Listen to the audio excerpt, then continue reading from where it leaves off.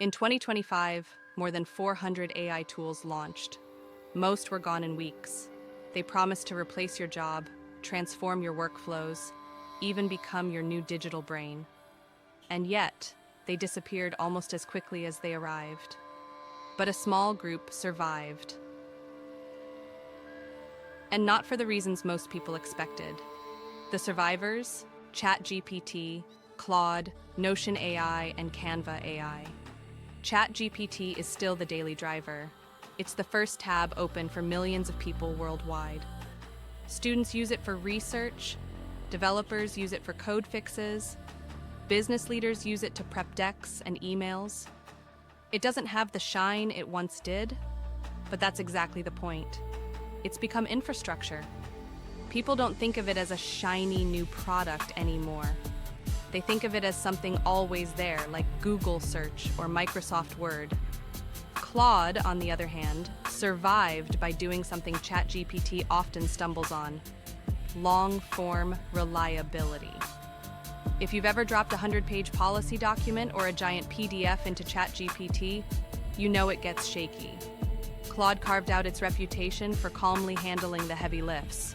No meltdown, no rambling, no obvious hallucinations.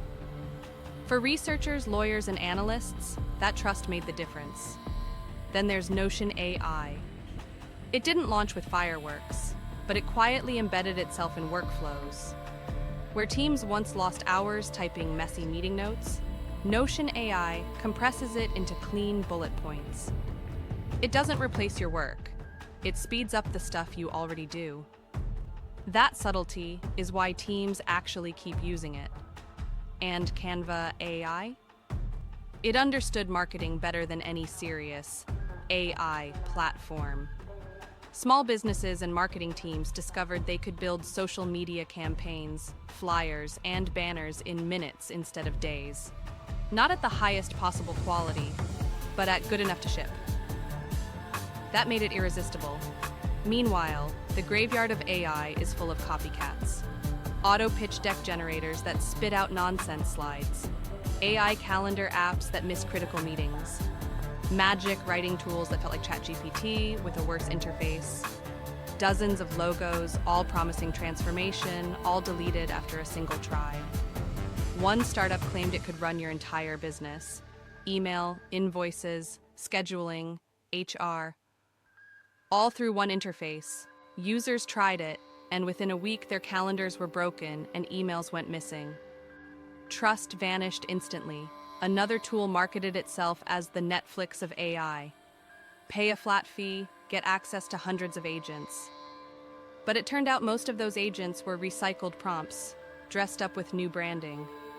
Users realized they could get the same result by copy-pasting into ChatGPT. The lesson isn't which logos survived. The lesson is why they survived.